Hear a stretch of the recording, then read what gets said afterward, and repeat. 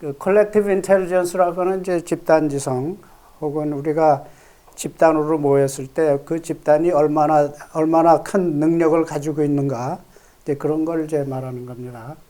그리고 그룹 IQ라는 거는 이제 그런 그룹이 형성됐을 때 그 그룹이 할 수 있는 능력이 얼마나 될까?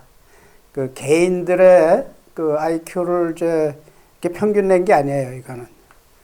그거 전혀 다르게 그룹 전체가 할 수 있는 능력. 예를 들어서 주머니에서 캐시를 갖다 다 모아가지고 통계를 냈다 그러면 한 10,000불이 나왔다든가 5,000불이 나왔다든가 이제 그게 하나의 그 현재 그 상태에서 그 그룹의 능력이라고 볼 수 있죠, 그죠? 이제 그런 측면에서 이제 보고 싶은 겁니다. 저는 서울대학교 천문학과를 나왔고요. 71년에 펜실베이니아 주립대학 가서 이제 마스터하고 워싱턴에 내려와서 유니버시티 메릴랜드에서 박사학위 하다가 회사 일 너무 바빠가지고 끝을 못 냈고 그 후에 이제 리타이어하기 다 돼가지고 경영학하고 리더십 쪽에 이제 경험을 많이 했어요. 그래서 대학원에 이제 등록을 해가지고 거기서 이제 박사학위를 또 했습니다. 저희가 평소에 이렇게 느끼던 거, 이 감수성이 예민해가지고 이렇게 느끼는 그런 분야가 있었어요. 그걸 제가 소개해드리면서 같이 고민해 보겠습니다. 어디서나 이렇게 모임이 있을 때나 회사나 아니면 단체 이런 데서 뭐를 진행할 때는 항상 그라운드 룰이라는 게 있습니다. 기본 질서를 지키기 위해서 그라운드 룰을 설정을 하는데 그게 이제 조용히 경청한다든가 요청에 따라 발표 중에 하거나 저 질문은 제가 제일 마지막에 받겠습니다. 내용이 좀 많아서 그렇게 하고 이견이 있을 때는 항상 agree to disagree. 저 사람은 이렇게 생각하는구나. 나는 이렇게 생각한다. 그 차이점을 인정하자 이거죠. 좀 차이점이 있으니까 막 악유하고 논쟁하려고 하는 그런 경향도 있는데 이제 그런 점을 좀 생각해야 되겠다는 거하고 그 다음에 이제 8번째인데 우리가 이제 미국 동포로서 경험한 게 많지 않습니까? 그래서 이 동포다운 미국 재미교포다운 그 생각을 해주셨으면 하는 거예요. 한국에 계신 분들하고 생각하는 게 좀 달라야 되지 않겠어요? 좀 열려 있고 오픈 마인드로 말이죠. 근데 제가 보면은 30년, 40년, 50년을 사셔도 사고하시는 걸 보면은 어떤 때는 한국하고 똑같아요. 미국 와서 변한 게 별로 안 보이더라고요. 좀 답답한 그런 경험을 좀 했습니다. 그래서 제가 8번을 이제 강조하는 거고 9번째가 뭐냐 하면 기왕이 여기 오셔가지고 1시간이 그 시간을 보내시면은 뭔가 하나 얻어가는 게 있어야 되지 않느냐. 그런 점에서 신경을 써주시기 바랍니다. 요거는 제가 회사에서 한 30년 이상 일할 때 저는 미국 회사 40년을 일을 했는데 30년은 이제 스페이스 프로그램에서 했습니다. 그리고 나머지 10년은 이제 경영 쪽에 많이 해서 나중에 경영학 리더십을 이제 공부하게 됐는데 여기 중앙에 이제 미션 매니저가 있으면은 라켓을 쏴가지고 인공위성을 이렇게 올려요. 궤도에 올리고 그 올라간다면은 자세 컨트롤 해가지고 텔레비전 카메라가 원하는 예를 들어서 이런 이제 은하계 같은 거를 측정할 수 있게 사진 찍고 이럴 수 있게 이게 컨트롤 센터고요. 이건 말씀 여기 그라운드 스테이션인데 요거는 이제 레이더를 쏴가지고 인공위성 그 트래킹을 해서 궤도 계산하고 이러는 겁니다. 제가 여기서 이 중앙에서 일을 참 오래 했어요. 그래서 이 관리하는 거를 많이 배웠는데 좀 생각이 이제 수학 물리 잘해야 되고 머리가 좀 빨리빨리 돌아가야 되고 그다음에 이제 컨트롤 센터에서 리얼 타임으로 하는 이제 그런 훈련을 많이 했습니다.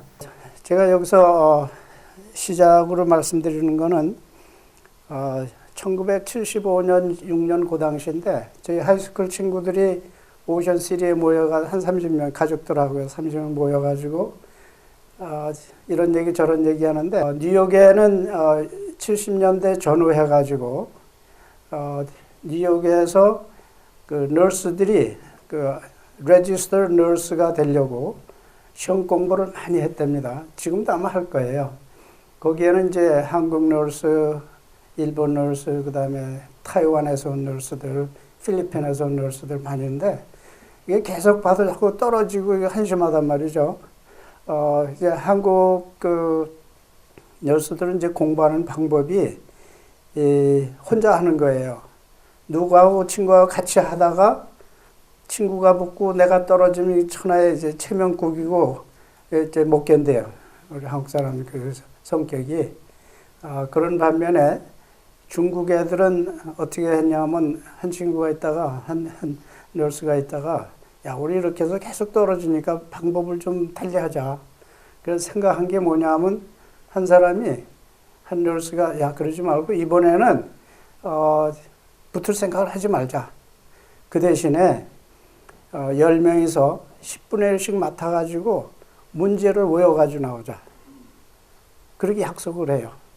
그래가지고 그 이틀 동안 시험 보는 그 사이에 들어가가지고는 그냥 자기가 맡은 10분의 1 그냥 달달달 외우는 거야.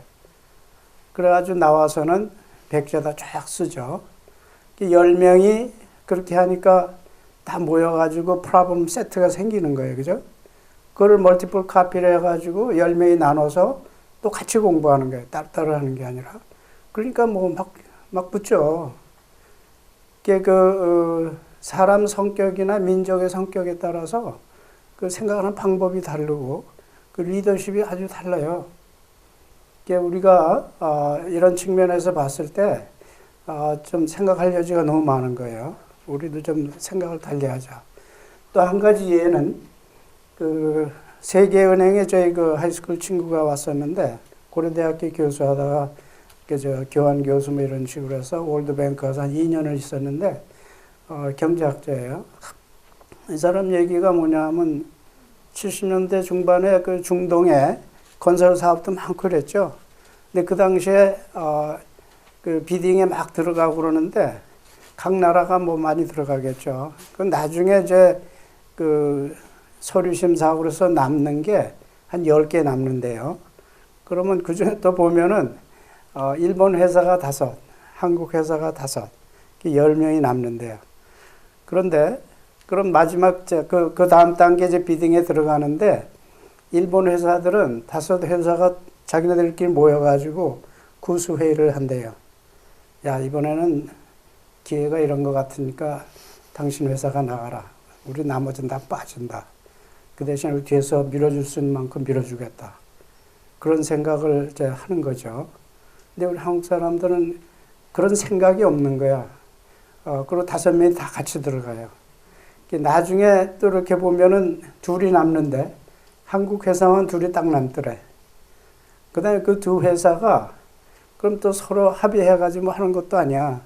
그냥 또 피 터져라 가격 낮춰가지고 들어가는 거예요. 그럼 결국은 이제 손해제 그렇잖아요. 그리고 연대 의식이 없는 거예요. 그냥 각자 이제 그런데 참고적으로 말씀드리면 1850년 60년대 당시에 그 카네기라고 하는 강철왕 있죠. 그 사람이 그때 당시 한 30전후 했나 봐. 그래서 비즈니스를 하는데 뭐를 했냐면 그 당시에 그 마크 트레인이나 그 엠트랙 같은 그 철로 시스템이 굉장히 그 활발하던 때인데 그때 그 식당 칸에 누가 들어가는지 이렇게 비즈니스 비딩을 했답니다. 그래가지고 둘이 남았대. 카네기하고 또 다른 사람하고. 근데 카네기가 보니까 안 되겠어요. 그래서 뭐 자기가 이렇게 뭐 불리해서 그런 게 아니고 둘이 싸워봐야 결국 이제 값만 내려가고 손해 아니냐. 그래가지고 상대방한테 제의를 해요. 야 우리 싸우지 말고 둘이 같이 하자. 그랬더니 그 상대방이 뭐라 그러냐면 그래? 좋다. 그 회사 이름 뭐로 할까? 당신 회사 이름으로 하라고. 카네기가 다 양보하는 거예요. 그래서 둘이 같이 들어간 거죠. 그런 생각을 했다는 거예요. 1850년, 1860년 그 당시입니다. 비교를 해서 말씀드리고요. 또 하나는 이제 신시나티 대학의 저희 친구인데 그 화공학과에서 한 42년 그 티칭을 했는데 그 PhD 스튜던트들이 많이 기르고 그러는데 중국 애들은 학위가 끝나가지고 이제 직장 잡아서 나가잖아요. 그럼 지들끼리 네트워킹을 해가지고 어디에 뭐가 있고 어디에 뭐가 있고 서로 해가지고 다 잡을 잡아서 나가더라 이거죠. 근데 한국 학생들은 그거 못하더래. 그냥 각자 도생이야 그냥. 그런 그룹 띵킹을 못하는 거예요. 그래서 자기가 굉장히 아쉽고 안타까웠다는 그런 얘기를 하고 또 하나는 이제 그 어디야 베테스다 가면 그 월트 위트먼 하이스쿨이라고 퍼블릭 하이스쿨 중에서 굉장히 좋은 학교입니다. 거기에는 한 1,800명이 있는데 코리안 스튜던트가 한 10명 있대요. 그래서 코리안 클럽, 제피니즈 클럽은 한 12명, 차이니즈 클럽이 한 40명 된대요. 그런데 거기 코리안 클럽 회장하는 젊은 친구가 17살, 16살 그렇게 느껴져. 고등학교 2학년이니까. 저한테 와서 하소연을 해요. 선생님, 이를 어쩌면 좋으냐? 왜 그러냐? 그랬더니 자기네가 이렇게 10명밖에 안 되는 미팅을 하겠다 그러면 그 참 안 보인대. 그리고 미팅 하겠다 그러면 자꾸 와가지고는 내가 거기 가면 뭐가 있는데, 뭐 때문에 내가 가야 되는데, 안 올 생각을 자꾸 이제 찾아내려고 그러는가 봐. 이제 그런 식으로 나오는데, 중국 애들은 40명인데, 모이자 그러면 이유 묻지 않고 40명이 모인대. 이제 그런 거. 얘네들은, 이제 어렸을 때 부모 따라 이민 왔든지 여기 2세들일 거라고요. 그죠? 그런데도 불구하고 생각하는 게 우리 1세대하고 다르지를 않아. 그 뭐 때문에 그러냐. 지금 컬처럴 DNA 같은 게 있지 않을까. 제가 컬처럴 DNA라는 걸 제가 만드는 단어입니다. 본래가 바이올로지컬 DNA인데 바이올로지컬 DNA가 있어서 그렇다고 하면은 제가 서글퍼서 억셉트를 못 하겠더라고요. 그래서 컬처럴 DNA가 혹시 있지 않을까 그런 고민도 해보고 그랬습니다. 어떤 그룹이 일을 성취시키는 데는 리더의 역할도 중요하지만 그 멤버들, 팔로워들의 역할이 80%다. 그 통계로 나와요. 그 리더가 할 수 있는 일은 한 20%. 그렇다면은 그 모조리티가 컨트리뷰션을 하는데 거기에 무슨 메카닉스가 들어있을 거다. 그래서 제가 관심을 갖게 됐습니다. 그리고 어떤 그 단체를 만들 때는요, 처음에 뭐를 하자, 무슨 그 지역사회 봉사를 위해서 뭐를 한번 해보자. 이제 그런 생각을 이제 일단 하기 시작하면은 그럼 목표를 뭐로 할까? 이제 목표를 설정을 하는데 이제 그거를 이제 미션 혹은 비전이라고 말하고 내가 5년 후에 어떻게 되고 싶다고는 꿈이라고 말할 수 있죠. 비전, 미션을 갖다 설정을 하고 여기 보면은 이제 집행부를 만들고 그 다음에 이제 그 리더가 스폰서, 리더가 이제 이 일은 꼭 성취하고 말 것이다. 모든 멤버들이 그걸 이해를 해야 됩니다. 관심이 있는지 없는지 이렇게 되면은 멤버들도 맥이 빠져서 일을 못 하죠. 그 다음에 이제 일을 하면서 자기가 이건 내가 내 뜻에 맞기 때문에 내가 동참하겠다. 억지로 끌려가는 게 아니야. 예? 그런 게 참 중요하죠. 그 다음에 거기에 관련된 단체나 사람들하고 협력하고 그러면서 이제 일을 하다 보면은 이제 교훈을 많이 얻게 되죠. 이렇게 되면 잘 되고 이렇게 되면 안 되고 그런 교훈을 많이 얻어가지고 그걸 축적을 해서 그 단체가 계속해서 성장할 수 있게 그래서 그 단체가 러닝 오가니제이션이 돼야 돼요. 스태틱 해가지고 그냥 1년 전이나 지금이나 변화가 없다 이러면 안 되고 러닝 오가니제이션에서 항상 자기가 이렇게 진취적으로 나가려고 하는 그런 노력이 필요합니다. 그리고 요거는 이제 오늘의 이제 백미라고 할 수 있는데 이제 처음에 말이죠. 오가니제이션을 만들어 가지고 이제 목표는 뭐다 했는데 이 멤버들이 그래? 내가 생각하기 이거 같은데 그 각자가 달라요. 같을 수가 없어. 왜냐하면은 클리어 비전, 우리 단체의 목표가 뭐다 하는 거를 이렇게 알리지 않으면은 이제 이렇게 다 각자 이렇게 돼요. 근데 그거를 이제 우리 단체 목표는 여러 가지 얘기를 일단 해놓으면 그래? 그런가 보다. 그래가지고 목표 쪽으로 많이 향해요. 조금씩은 다르지만. 그런데 이제 여기 와가지고 집행부가 있고 그 리더가 이건 이렇게 하는 거다 이렇게 다시 확인해주면 다 이렇게 정렬이 쪽으로 가요. 그러나 좀 차이가 있어. 그런데 아까 말씀드렸지만은 내가 그 단체에 능동적으로 참여한다. 그런 오너십 필링을 갖게 되면은 굉장히 좋아져요. 이렇게 다섯이 온라인이 돼가지고 굉장히 효과적으로 단체가 운영이 됩니다.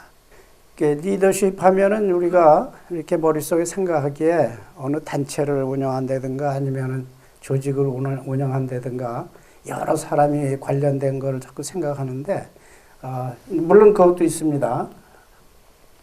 예를 들어서 저희 병원을 운영한다, 학교를 운영한다든가 군대를 운영한 커다란 공장, 뭐 회사 이런 게 있는데, 거기에 앞서서 우리가 알아야 될 거는 이제 인디안 추장이나 뭐 이렇게 뭐 마초 같은 사람처럼 굉장히 타고난다 그런 설들이 있었어요.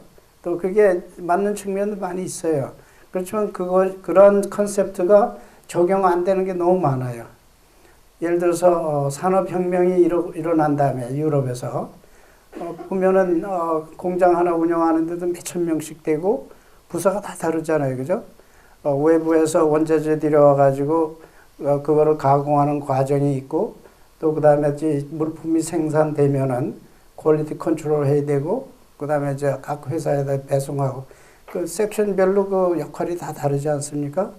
거기 맥혀가지고 그 일을 하게 만들면은 그거는 이제 꼭 그 인디안 추장 같은 선천성이 없어도 그건 꼭 해야 되는 거죠. 그래서 리더십은 훈련될 수 있는 거다. 꼭 갖고 태어날 필요는 없는 거다. 이제 그런 설들이 나오기 시작한 겁니다. 실제로 그렇고요. 그 말씀들은 이제 리더십, 단체를 갖다 자꾸 이제 상상하고 그러는데, 개인 리더십에서 출발해야 됩니다. 예를 들어서 저희가 어렸을 때 공부할 때 보면 어머니, 아버님 그냥 야, 너 숙제해라. 나가서 놀기 전에 숙제해라. 이제 그렇게 해서 마지못해 한단 말이죠. 그 이제 팔로우십이죠. 그렇게 되면. 그건 리더십이라고 할 수 없죠. 개인 차원에서도 내가 내 자신을 리더해야 되니까 그 리더십이 굉장히 중요하고, 그 창업을 하시더라도 내가 안 해본 거, 이런 미지의 그런 세계를 자기가 개척해야 되니까 그 용기가 필요하죠. 그죠? 자기 리더십이 필요하고, 자기를 리드하는 리더십이 필요하고, 이거를 잘할 때 어느 단체에 가서 리드할 때 잘할 수 있습니다. 근데 그게 부족하면은 단체 리드하는데도 문제가 좀 생길 수 있고요. 우리가 보통 얘기할 때 리더십 하면은 이제 여기도 있지만은 이제 명령이라든가 지위를 이용해 가지고 사람을 부린다 이런 생각을 자꾸 하는데, 이제 미국에서 우리 공부하는 그 리더십의 컨셉트는 좀 다릅니다. 예를 들어서 상대방을 설득하고 지식과 열정이 있어서 사람들을 이제 끌어. 그 다음에 보상을 주면서 자기 일시키고, 어떤 때는 이제 위협을 해가지고 너 이거 안 하면 혼나 뭐 이런 식으로. 그 다음에 반대급부를 제공하네. 이번엔 네가 뭐 해주면 날 도와주면 그다음에 내가 너 도와주겠다. 이제 그런 생각을 가지고 리드하고, 그다음에 동료의 친구니까 이제 네가 하는 건 뭐라도 내가 다 할 거야. 이제 그런 방법도 있다는 거죠. 이런 리더십의 그 티오리는 굉장히 최근 거예요. 한 200년밖에 안 되고 최근 100년 사이에 많이 연구가 됐습니다. 보통 사람들이 생각할 때 이거 뭐 당연한 거니까 이제 연구할 필요도 없다. 이런 생각에서 벗어나기 시작한 게 200년밖에 안 됐습니다. 그리고 우리가 항상 평소 생활하면서 간과하는 게 몇 가지 있습니다. 뭐냐면 지식, 정보 이런 거를 많이 알게 되면은 우리는 그런 사람을 박식하다 그래요. 똑똑하다는 얘기는 아닙니다. 박식하다 그럽니다. 동시에 사색하고 판단하는 경우에 지성이 인텔리전스라고 그러고 이런 사람을 똑똑하다 그럽니다. 박식하다 그러진 않아요. 똑똑하다 그러고. 또 하나는 이제 시행착오나 이런 걸 통해 가지고 지혜를 이제 많이 얻게 되죠. 할아버지 할머니 같은 분들 보면 지혜가 대단하시죠. 이럴 때는 현명하다 그럽니다. 아들이 이제 서울로 유학 와가지고 대학원도 다니고 그러면서 이제 여름방학 때 이렇게 이제 고향에 가면은 할아버지 할머니 뵙고 이러거든요. 그때 보면은 자기는 대학원 다니면서 이렇게 공부를 많이 했다고 생각하는데 할아버지 할머니 보니까 지혜가 번쩍번쩍 하시거든요. 놀라는 거예요. 그 학교에서 배우는 그 지식이나 이거 하고 어머니 아버님들이 인생을 거치면서 시행착오 거치면서 얻어지는 현명함 거기는 못 당합니다. 그래서 그런 차이점, 그 교훈을 활용해 가지고 자정 능력을 갖고 넘어지더라도 다시 일어나는 복원 능력, 그래서 크게 발전할 수 있는 그 가능성을 자기가 가지고 있어야 되겠다. 이제 경험하시는 게 많이 있으실 거예요. 근데 보통 우리가 이걸 자꾸 혼동을 해요. 날리지하고 인텔리전스를 자꾸 혼동을 해. 분명히 다른 거죠. 예. 그리고 이제 우리가 늘 접하는 건데 매니지먼트하고 리더십이 뭐가 다르냐? 인터체인저블리 이제 사용돼요. 어떤 때는 리더십인데 매니지먼트 같고 매니지먼트인데 리더십 같고 인터체인저블하게 쓰이는데 커다랗게 그 차이점을 말하라 그러면 이 매니지먼트 이쪽은 뭐가 이렇게 완전히 디파인이 돼가지고 더 이상 생각할 필요가 없는 그런 프로젝트들이 있어요. 그냥 하기만 하면 돼. 이제 well defined 된 거. 이제 그런 거를 관리하는 게 이제 매니지먼트고요. 그 다음에 어떤 경우에는 not yet defined. 아직 그런 게 확실히 정해지질 않았어. 아니면은 정해진 것 같은데 확실치 않아. ill-defined, not yet defined. 이런 프로젝트를 하려면은 자기가 리더십을 발휘해서 방향도 설정해야 되고 사람도 끌어와야 되고 여러 가지 해야 될 일이 많죠. 이제 그런 경우를 이제 리더십이라고 합니다. 그 차이점이 그거예요. 어떤 단체를 갖다 운영하려면은 크게 두 가지 그 요소가 있어요. 하나는 사람을 어떻게 관리할 거냐, 또 하나는 생산성을 얼마나 높일 거냐. 두 가지로 귀결되죠. 그래서 이 단체에 따라서, 단체의 목표에 따라서 그 비율, 얼마만큼의 인간관계를 중요시해야 되고 얼마만큼의 프로덕티비티를 얻어야 되느냐. 그걸 생각하게 되는데 여기 좋은 예가 있습니다. 이쪽을 이제 프로덕티비티, 생산성이라고 그러고 이걸 대인관계라고 보면은 예를 들어서 컨트리 클럽 같은데 보면은 다 리타이어 하시고 취미로 나와서 이제 서로 사교하고 그러는 건데 여기에 무슨 생산성을 제고하겠다고 그러고 막 까다롭게 하면은 사람들 다 도망가요. 그죠? 안 나온다고. 다 도망가죠. 이제 그런 거. 그 다음에, 이것도 이제 익스트림 케이스인데, 인간관계는 집어치우고, 이 프로덕티비티를 이제 중점을 두겠다. 이게 어떤 경우냐 하면은, 전쟁 중에, 한 대대 병력이 있으면 그 대대 병력을 오늘 밤에 투입해가지고 저 고지를 점령해라. 몇 명이 죽는 거는 상관 안 한다. You must conquer that.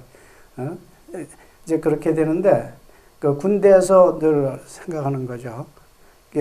일단 어디 가셔가지고 리더십을 이제 생각하실 때는 이런 걸 항상 생각하셔가지고, 밸런스가 맞아야지, 팀 멤버도 키프하면서, 또 목표도 달성하고, 저희 같은 사람은 이제 누가 와서 이제 컨설팅을 한다 그러면, 이렇게 하면 좋을 것이다. 프리스크립션을 제가 써드릴 수 있습니다. 이제 리더십에 관한. 이 단체가, 여러 멤버들이 모인 단체가 러닝하는, 뭘 이렇게 배워가는 그 프로세스가 있는데, 개인이 배우는 거하고 단체가 배우는 거하고 좀 다르겠죠. 그래서 익스페리멘트를 했는데, IQ가 120인 사람을 한 10명을 모아가지고 뭘 하나 맡겼어요.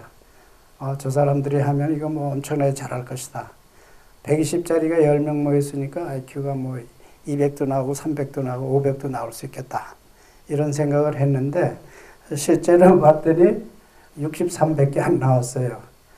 왜냐하면 이제 이 사공이 많으면 산으로 간다고 하듯이 그냥 컨플릭트만 생기고 일이 진행이 안 되는 거예요. 합의가 잘 이루어지지 않는 거예요. 이제 그런 현상. 그렇지만 동시에 그 멤버들 중에서 뭐 같이 이제 부대끼면서 일을 하다 보니까 이 친구 나보다 이거 잘하네. 뭐 많이 안 해. 나도 배워야지.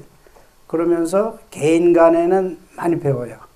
그 멤버들 사이에서 그 차이점을 보면서 이제 그래서 이 패러독스라고 이제 하는 건데 그러면 어떻게 하면 이제 그 팀 러닝을 맥시마이즈 하느냐 하는 게 항상 이제 그 숙제입니다. 우리가 이제 IQ 하면은 이제 어린 학생들이 앞으로 학업 능력이 얼마나 성장할 것인가 하는 거를 측정하는 이제 인디케이터로 이제 늘 하는 건데 math하고 vocabulary, verbal하고 두 개를 해서 하는 건데 독일의 심리학자가 개발을 했었죠. 근데 그거에 이제 하나 더 나가가지고 Emotional Intelligence Quotient라고 하는 EQ가 있어요. 이제 이것이 굉장히 이제 중요하고 그동안에 간과했던 부분이었어요. 그래서 이 사회적인 성공은 IQ가 20%밖에 차지를 안 하고 이 EQ, 대인관계, 인간성, 조직에서 서바이브 하는 거 이제 이런 것들이 한 80%를 차지하더라 이거죠. 근데 제가 이거를 접하게 된 게 리타이어 할 때쯤 해서 리더십 공부하면서 이제 배운 거예요. 근데 제가 가령 이제 30대 전후 때 누가 이런 말을 해줬으면은 제 인생이 달라졌을 거다. 그런 생각을 하게 되더라고요. 그래서 저는 이런 부분을 젊은 분들이 있으면 물어보지 않아도 제가 막 얘기를 합니다. 접하지 못한 그런 인포메이션이니까 좀 도움이 되게 해주기 위해서 그런 얘기를 자꾸 해주고 그럽니다. 이모셔널 인텔리전스 코에피션트가 뭐냐 하면은 여기 있지만은 자기 감성을 이해하고 내가 어떤 특징이 있다. 내가 버럭한다든가 말이죠. 울컥한다든가 뭐 이제 그런 거. 자기 감성을 이해하고 자기 감성을 관리하고 내가 이런 경향이 있으니까 대인관계 할 때 좀 조심해야 되겠다. 이제 그런 그다음에 사회성을 이해하고 남을 배려하고 따라서 상호 관계를 잘 이렇게 관리하는 거예요. 자꾸 친구를 잃어버리면 좀 곤란하잖아요. 사회생활 하면서. 이제 그런 여러 가지를 생각하는 것이 이제 이모셔널 인텔리전스다. 그렇게 얘기를 하고요. 또 하나는 이제 어떻게 해서든지 다른 사람들한테 좋은 영향을 끼치자. 그냥 싫은 소리 해가지고 마음을 상하게 한다든가 그런 일은 하지 말자 이거죠. 그래서 이 이모셔널 인텔리전스를 이제 굉장히 중요시하고 또 하나는 이 이모셔널 인텔리전스가요. 어른이 된 다음에 배우려고 그러면 참 어려워요. 자기가 일생 동안 한 버릇이 있고 사고방식이 있기 어려운데 아주 어렸을 때부터 소년단, 뭐 합창단, 이런 데 자꾸 집어넣어가지고 밴드니 말이죠. 이렇게 집어넣어가지고 거기 들어가서 사회성을 배우게 하는 거죠. 그것이 굉장히 중요하다는 것을 강조하는 겁니다. 그래서 손자, 손녀분들이 있으면 꼭 그렇게 하십시오. 나중에 일생을 두고두고 사회성을 키우는데 굉장히 좋은 방법입니다. 지금까지 뭐 말씀드린 거는 이제 다 이해를 하셨을 텐데, 제가 말씀드리는 집단 지성은 다른 말로 하면 집단 능력. 집단이 모여서 잘 화합해가지고 얼마나 커다란 일을 해낼 수 있느냐. 서로 싸우지 않고 말이죠. 그룹 IQ가 제가 2009년에 아무리 생각해도 그룹 IQ가 있는 것 같다. 그 회사에서 제가 그 컨설팅을 이제 많이 했어요. 각 디파트먼트 다니면서 여러 가지 그 공정이라든가 프로세스 엔지니어링 같은 시스템 엔지니어링, 퀄리티 엔지니어링 이런 거를 이제 컨설팅을 하고 그러는데 그 그룹마다 픽업하는 게 달라요. 어느 데는 빨리빨리 픽업하고 어떤 데는 굉장히 슬로해요. 그러면 그런 거를 나타내는 그 징표들이 그 멤버 안에 들어있거든요. 리더가 얼마나 그 자기가 하는 일에 박식하고 경험이 많으냐, 또 판단력이 좋으냐, 또 멤버들이 얼마나 그 시니어들이 많이 있느냐, 굉장히 그 협동 정신이 강하냐 안 하냐 이런 거 가지고 결정이 되거든요. 그래서 그렇다면은 그 안에 들어가 가지고 제가 조금 더 캐테고라이즈하고 분석을 하고 측정을 해서 인덱스를 만들면은 이것이 이제 먼저 말씀드린 IQ 측정하는 거하고 유사한 측정이 되겠죠. 제가 관심을 가진 게 그 부분입니다. 그 집단지성의 예를 보면은 지금까지 말씀드린 거 외에도 백과사전이라든가 인터넷이라든가 위키피디아, 뭐 MIT의 그 컬렉티브 인텔리전스 센터들이 있는데 이런 단체들은 여러 사람의 그 지식과 지성이 이제 이렇게 컬렉트 돼 가지고 커다란 그 데이터베이스가 돼서 역할을 하죠. 많은 사람들을 거기 들어가 가지고 다른 데서 구할 수 없었던 걸 많이 구하게 되고 이런 것들이 이제 요새 인터넷 시대에 많이 이루어지고 있고 또 인간 사회뿐만 아니라 동물 사회에도 아주 그런 게 있습니다. 벌이라든가 개미라든가 여러 가지 그 동물 사회에서도 그런 일이 벌어지고 있습니다. 제가 아까도 말씀드렸지만은 이제 이런 집단 의식 혹은 연대감 따라서 집단지성이 어떻게 형성되는가 또 개발되고 증진될 수 있는가 이제 이런 부분에 제가 신경을 썼는데 저희 그 한국 같은 경우에 보면은 그 상충되는 그 관찰이 많아요. 어떤 데 보면 굉장히 잘하고 아주 희망적이에요. 또 어느 쪽을 들여다보면 이건 거의 impossible이에요. 그냥 불가능하다는 그런 생각을 하게 되고 굉장히 conflicting observation이 되는데 예를 들어서 경제발전, 산업발전, 스포츠 등 이런 거 보면 세계적으로 경쟁력이 대단합니다. 다른 나라들이 못하는 걸 우리 한국 사람들이 해내잖아요. 굉장히 희망적이야. 근데 동시에 또 한쪽을 들여다보면 우리의 그 마음 씀씀이라든가 여러 가지 사고방식을 보면은 전체 이익에는 관심이 없어. 내 이익이 제일 중요한 거야. 또 내 이익을 위해서는 전체 이익은 그냥 버려도 돼. 이제 우리가 그런 그 경향들이 좀 있습니다. 그 다음에 이제 뭉치지 못하고 분열한다든가 또 하나는 이제 우리들은 미리미리 하질 못하고 크게 당하잖아요. 그때 정신 차리고 그때 뭉쳐. It's too late. Damage has been done. 이제 그런데 뭐 미국 사시니까 아시겠지만 미국 사람들은 미리미리 하는 게 참 잘 되어 있습니다. 생각을 미리미리 벌써 해요. 따라서 거기에 대한 대책을 세우고 그러죠. 근데 우리는 그게 영 반대야. 뒷북치기 하는 게 아주 너무 많아요. 그래서 이거는 우리가 절대적으로 개선해야 될 그런 문제입니다. 그러면서 제가 이렇게 느낀 게 뭐냐면은 우리 한인 사회가 중요시하는 게 뭐냐 보면은 정치네, 그 다음에 향후회, 무슨 도민회, 그 다음에 동창회. 굉장히 중요한 액티비티예요. 근데 거기서 벗어나야 될지 벗어나가지고 커뮤니티나 국가 차원으로 가야 되는데 거기 벽이 있어요. 우리의 관심사가 거기까지 못 가더라고요. 그래서 우리는 아직도 시족사회에 머물러 있구나. 그런 생각이 자꾸 들어요. 여러분 어떻게 생각하시는지 몰라도. 거기에 대한 인디케이터로 나오는 게 뭐냐면 한인들이 미국 지역사회나 미국 국가 차원에 얼마나 많이 진출했느냐. 이걸 보면 알죠. 중국 애들이요. 많이 합니다. 베트남도 많이 해요. 필리핀도 많이 합니다. 근데 우리가 좀 늦어요.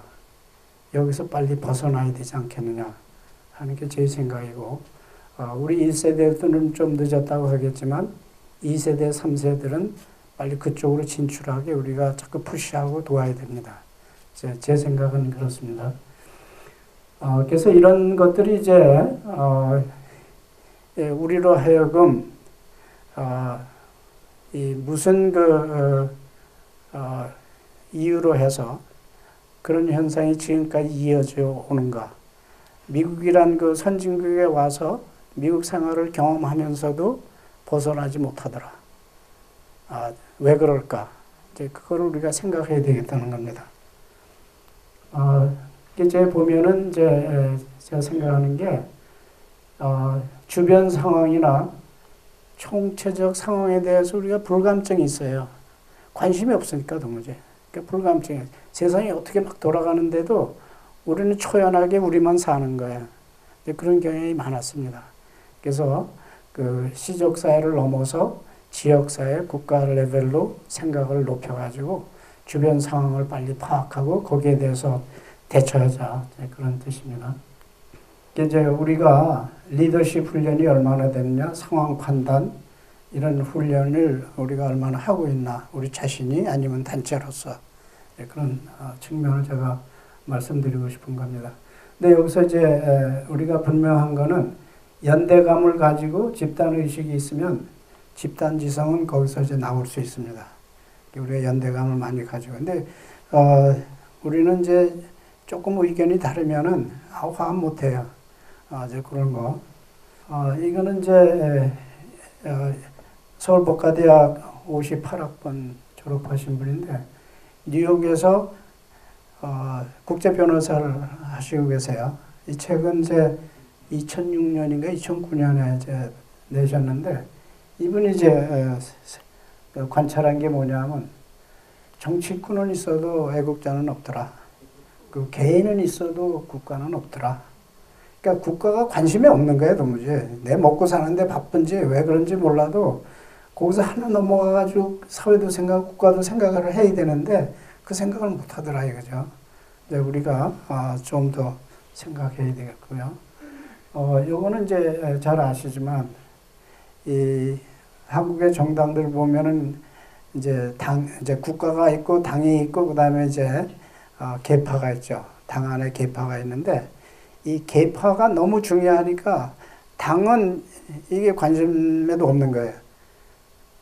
그러니까 야당이다 여당이다 하면 여당은 정권을 유지하기 위해서 필요한 거고 야당은 정권을 탈취하기 위해서 있는 건데 계파에 매몰되니까 당이 없어. 그러면 자기네 본래 목표 정권을 연장한다든가 아니면 정권을 탈취한다든가 이런 그 목표에 가기가 어렵죠. 그죠?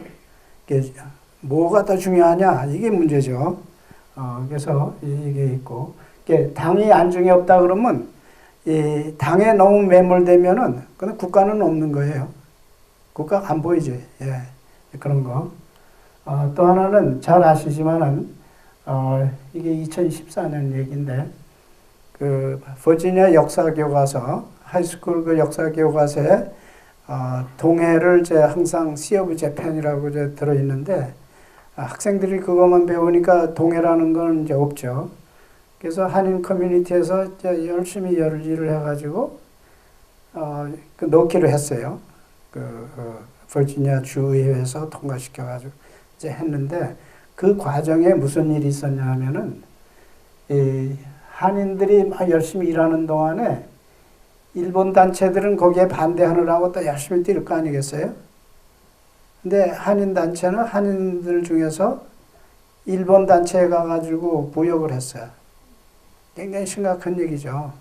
그 적과 우군을 구분 못하는 거예요. 그 우군끼리 하다가 싫어지면은 적한테로 가. 우리한테 그런 그 아주 나쁜 그런 특징이 있었어요. 역사적으로 있어요. 그래서 제가 좀 후에 말씀드리겠지만 고조선 때부터 시작됐어요. 근데 지금 21세기 워싱턴에서도 벌어지고 있는 일입니다. 우리한테 들어있는 그런 고질적인 거, 그걸 우리가 찾아서 고쳐야 되겠다는 거. 여기 아주 재미난 건데 신문 기사입니다. 안에서 싸우는 한국, 밖에서 걱정하는 미국, 뒤에서 웃고 있는 중국. 아주 그냥 잘 표현을 했죠. 동맹국 미국이 그냥 걱정스러워가지고 한국 들여다보는데 중국 놈들은 야, 너 잘한다, 잘한다 그러면서 비웃고 있잖아요. 그죠? 이게 우리의 현실이에요. 왜 우리가 이런 말을 들어야 되나? 그렇죠? 그거. 그 아래 거는 이제 한국은 민심의 나라라서 그냥 성토 많이 하고 그러는데 일본은 밀란이 없어요. 후쿠시마 원전 터져가지고 그거 난리가 났잖아요. 지금도 뭐 문제가 많은데 한국 같으면 이제 큰일 났죠. 사회적으로 뭐 정권이 뒤집어지든지 했을 거야. 근데 일본은 아주 조용하게 넘어가잖아요. 아주 희한해. 예, 그런 그 특징. 또 하나는, 이제 뒷북치기. 항상 국방, 경제, 외교 면에서도 항상 뒷북치기 해가지고, 그, 주위 강대국의 선제적인 그런 움직임에 우리가 대처를 못해. 그냥 끌려다니고 뭐 이러니까, 이제 그게 문제고요. 또 하나, 이제, 남녀가 이별할 때, 미국 사람들은 서로 친구로 지내고 잘 있냐 뭐 잘 있다 뭐 이러는. 일본 사람들은 한 발 더 나가가지고 안부도 묻고 보이프렌드 소개해주래, 걸프렌드 소개해주래 이렇게 나온대요. 일본 사람들은. 근데 한국 사람들은 한 번 이런 일 생기면 돌아선 다음에 쳐다보지도 않죠. 그냥 일생 왼수죠, 왼수 그냥. 예? 그게 우리 성격 아니에요? 이런 성격을 가진 사람들이 모여가지고 뭘 한다 그러면은 참 어렵겠죠. 그렇죠? 한국에서 정치 안 되는 게 이런 거예요. 제가 볼 때는. 이런 성격을 좀 고쳐야 되겠다. 그렇죠? 조금 더, 이때 하나 더 추가하겠지만은, 우리는 그 미움의 감정이 아주 심해요. 한번 미워지면은 희망이 없어. 예? 그 미움의 감정을 핸들을 못 해. 자기가 아까 말씀드렸지만 그 이모셔널 인텔리전스, 정서적이고 감성적인 그런 관리를 할 수 있으면 미움의 감정을 극복할 수 있죠. 그러면 사회가 많이 부드럽게 돌아갈 수도 있고 이제 그런 건데. 그리고 중국이 요거는 이제 정권 바뀌기 전인데 무슨 짓을 하냐 하면 한국에서 이제 정치적인 분란이 있잖아요. 그러면 중국 친구들은 자기네한테 유리하게 한국 언론을 자꾸 건드려. 아주 선동질을 하고 그래. 일본은 일본대로 그러고, 한국은 중국은 중국대로. 그러니까, 그게 이제 뭐냐면, 그 강대국들이 한반도를 이렇게 들여봤을 때는, 저 친구들은, 이 줏대가 없어가지고 그냥 여기 끌려다니고 저기 끌려다니니까 이 완전히 놀이개감이야. 그렇게 생각하는 거예요. 우리는 거기서 벗어나야 되겠죠, 그죠? 우리가 이제 할 일이 많습니다. 예. 또 하나 이제 여기 아주 좋은 지적을 한 건데, 당파 정치는 국경선에서 멈춰야 된다. 주위 나라에 가가지고 도움을 얻어올 생각하지 마라. 우리끼리 해결하자. 이제 그 칼럼니스트가 이제 그런 걸 쓴 겁니다. 이제 잘 지적한 거죠. 이건 이제 안창호 선생인데, 지금도 꼭 100년 전입니다. 양반이 독립운동도 막 하고 그랬는데, 한국 사람들 만나가지고 독립운동 하다 보니까 아주 그 결정적인 그 단점을 발견했어요.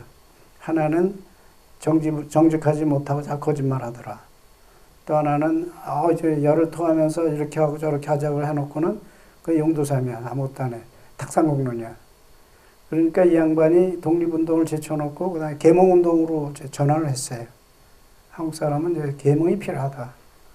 흥사단을 만들었는데, 흥사단이 지금도 있습니다. 지금도 있는데, 제가 기억이 좀 희미하긴 한데, 조금 왼쪽 사람들이 자꾸 그 흥사단 쪽을 점거하려고 그런다는 그런 얘기도 들었습니다. 우리 굉장히 신경 써야 되는데. 또 한 가지 희망적인 얘기는 손흥민이가 이제 축구 선수인데 젊은 사람 아니야? 30전인데 이 사람이 이제 후배들하고 얘기를 하면서 야, 개인기도 중요하지만 팀워크 중요하다. 팀워크를 이제 굉장히 강조를 했어요. 우리 1세대보다는 훨씬 이제 좋아진 거죠. 1세대들은 그런 생각 못 했습니다. 솔직하게.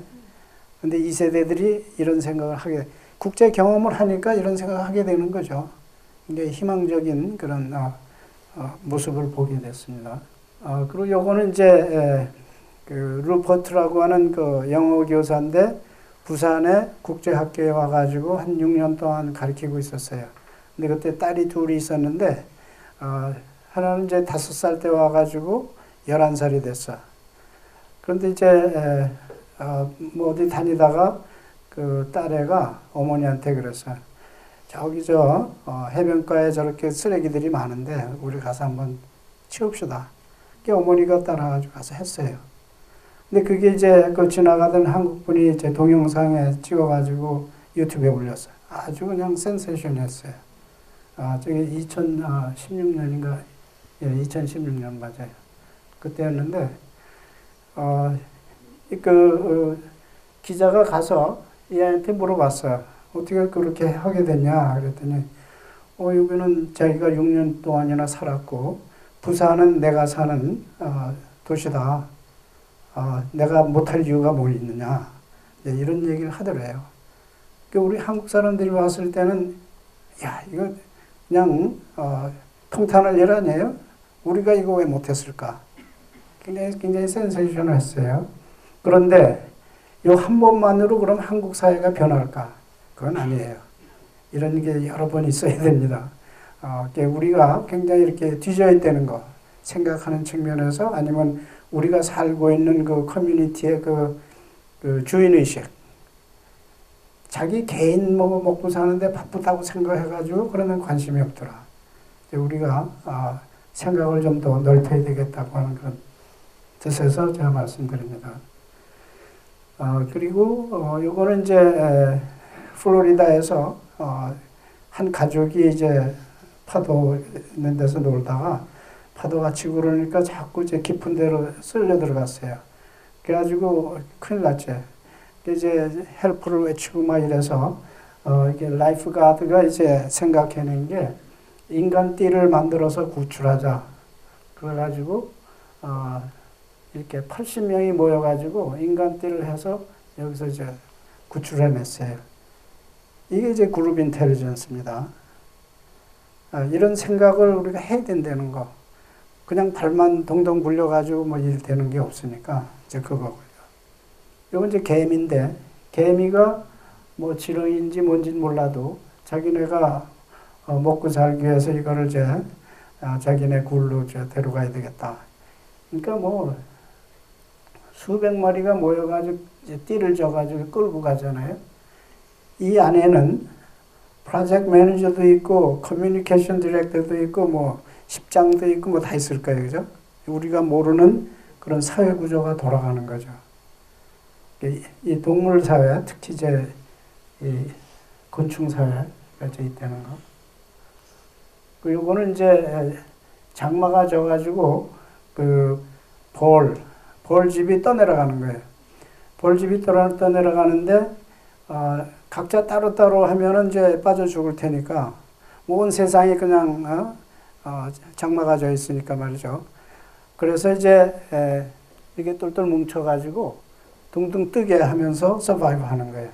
그런데 요 밑에 깔린 그 벌들은 굉장히 힘들 거 아니에요. 숨쉬기도 어렵고.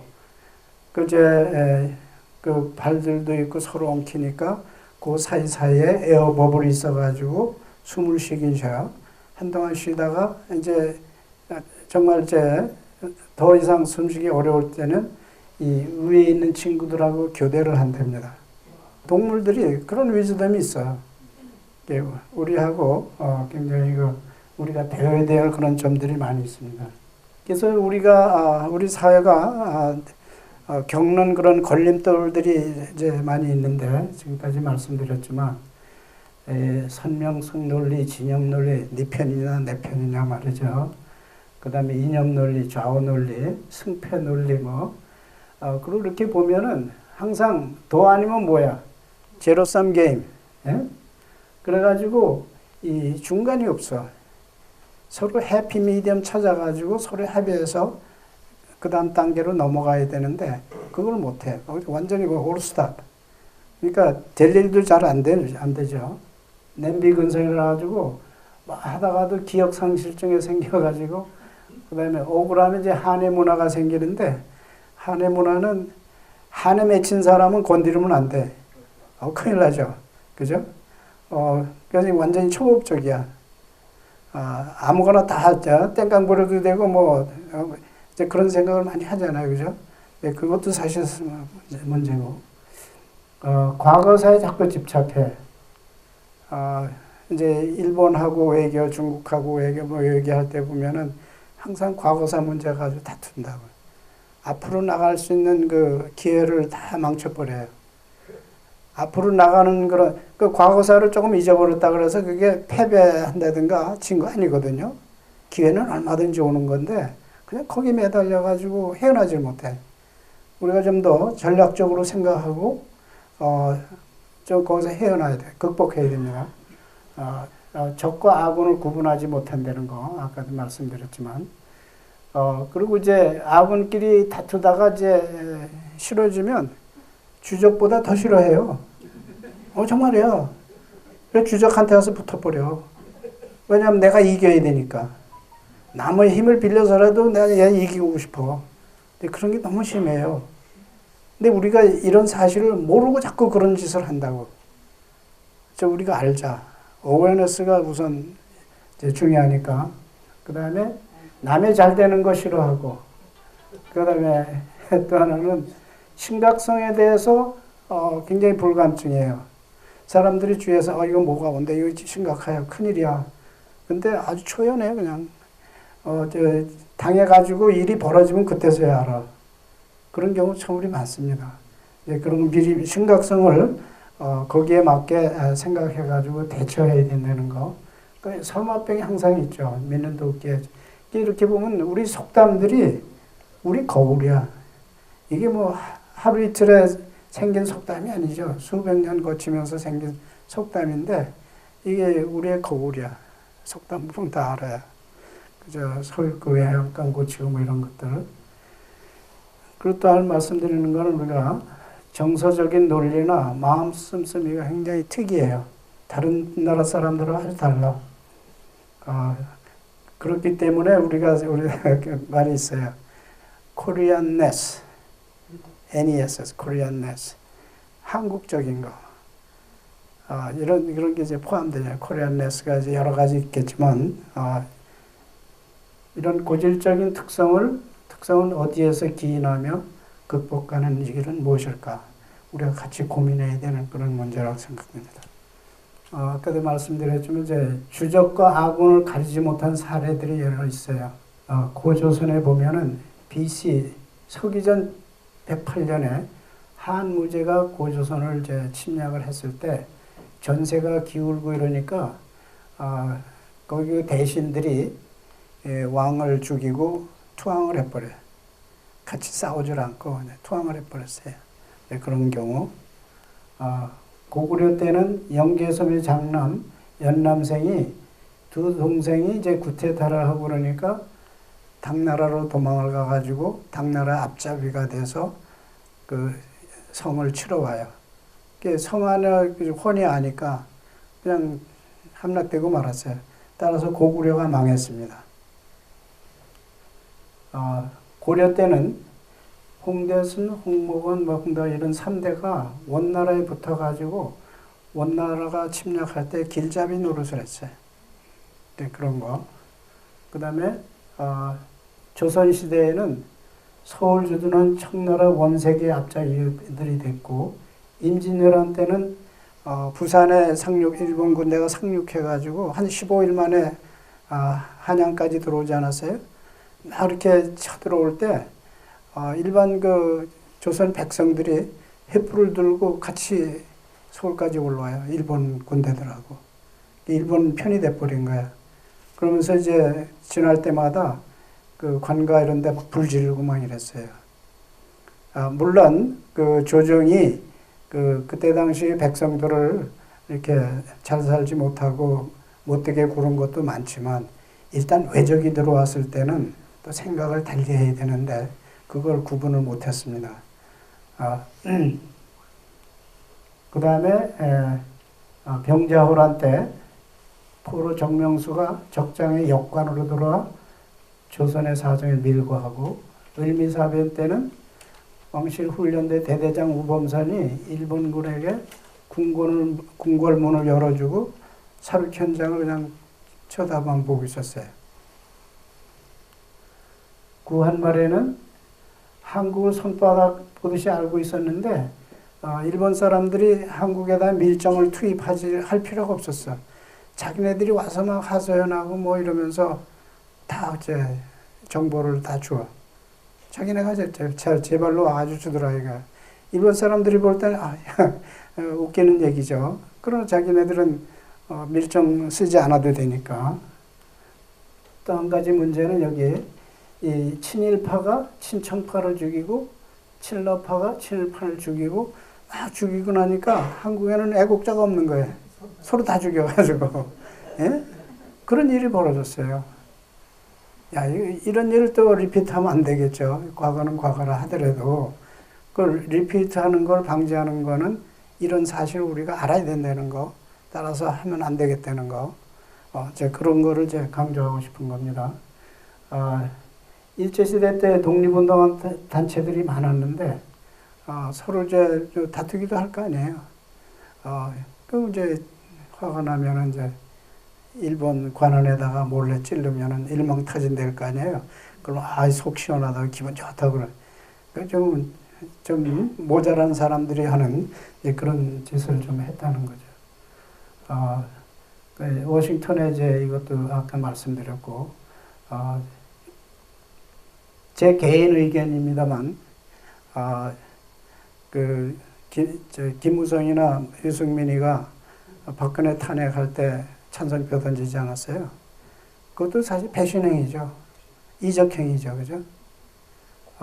물론 그 당시에 박근혜하고 김무성 씨하고 사이에 서로 알력이 있었고 서로 기분 좋지 않은 그런 일도 있었을 거예요. 그러니까 이제 그런 처신을 한 건데, 전체 그림을 봤을 때는 그럼 안 되는 거죠. 그죠? 그렇게 하고, 그 다음에 이제 지금 한미 동맹을 했는데, 이제 현 정권이 미국에 대해서 그 의리를 지키지 않고 동맹을 지키지 않고 우리에 주적하고 내통하고 막 이러니까 이제 한반도 문제가 굉장히 꼬이잖아요, 그죠? 제가 물론 다 다른 생각을 하시겠지만 이런 그 행동 패턴, 마음 씀씀이 이런 것이 우리의 사회, 우리 역사를 갖다가 아주 꼬이게 만들더라. 이거를 막는 방법이 없을까 하는 거를 제가 같이 고민하고 싶어서 말씀드리는 거예요. 계속되는 이제 관찰과 의문들이 많은데, 이 중에서 제가 특히 강조하고 싶은 거는 의문의 연속인데, 고난스러운 역사가 우리를 그렇게 훈련시켰는가? 5,000년 역사에서 우리 한반도에는 전쟁이 961회인가 있었답니다. 외부에서 침략한 거, 중국, 그다음 일본, 해가지고 961회 정도 되는데 그 중에서 4분의 3이 중국이 우리를 괴롭힌 거예요. 그런데도 불구하고 우리는 일본보다는 중국을 더 선호해. 일본은 36년 우리 괴롭혔고, 더 되지만, 이런 밸런스를 생각했을 때, 중국에 대해서 좀 맹목적인 그런 생각을 하는 거 아닌가, 정서적으로. 앞으로도 정세 변화에 따라서는 중국은 한반도를 자기네 땅으로 흡수하려고 굉장히 노력을 하고 있잖아요, 그죠? 그런 점에서는 우리가 신경 쓰고 독자적인 그 길을 가야 되는데 그런 생각이 들고요. 또 하나 그 한국의 그 역사를 보면은 이 중국이 강성해지면 한국은 굉장히 고달퍼요. 굉장히 괴롭힘을 받고 그러는데 동시에 중국이 막 흔들리고 그러면은 한국은 굉장히 좋아져요. 그래서 5천년에 960일에 한 1000번이라 그러면 5년에 한 번씩 전쟁 나가지고 피난짐 쌌다 풀었다 했을 거라고요. 근데 최근에 와가지고 한 65년 동안은 미국의 안보 우산을 이제 얻고서 굉장히 발전했죠. 우리 한민족은 평화스럽고 안보만 확실해지면은 굉장히 잘할 수 있는 민족이에요. 최근 근세사가 증명하는 거니까. 그런 한국이 4대 강국에 몰려가지고 각 나라들이 중국, 일본이 일본대로 미국, 소련이 다 자기 편으로 끌어들이려고 그러잖아요. 그죠? 그 분란도 생기고. 그러면은 그거를 막을 수 있는 방법은 뭐냐? 이제 그거를 원심력이라 그런다면, 끌어당기는 원심력이라 그런다면, 우리는 그거에 상응하는 구심력을 만들어야겠죠. 그죠? 그 구심력은 우리끼리 단결하는 게 구심력입니다. 예? 그래서 그 구심력.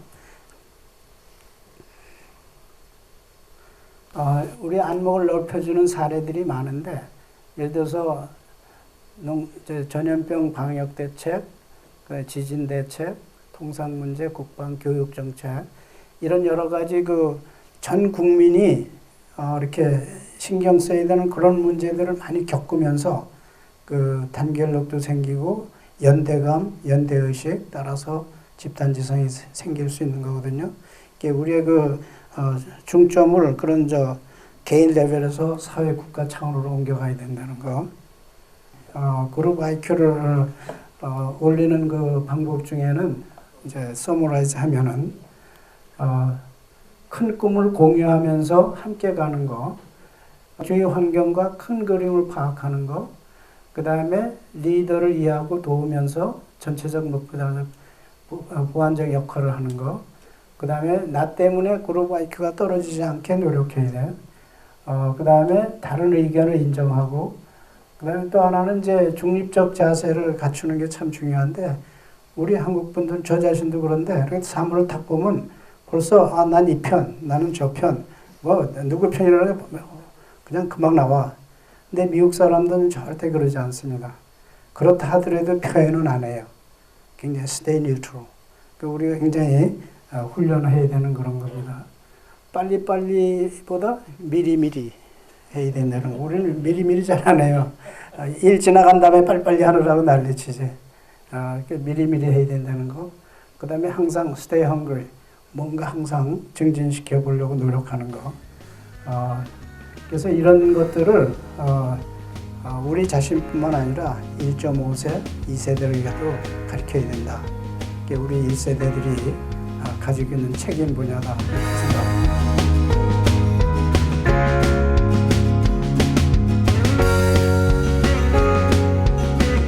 예, 경청해 주셔서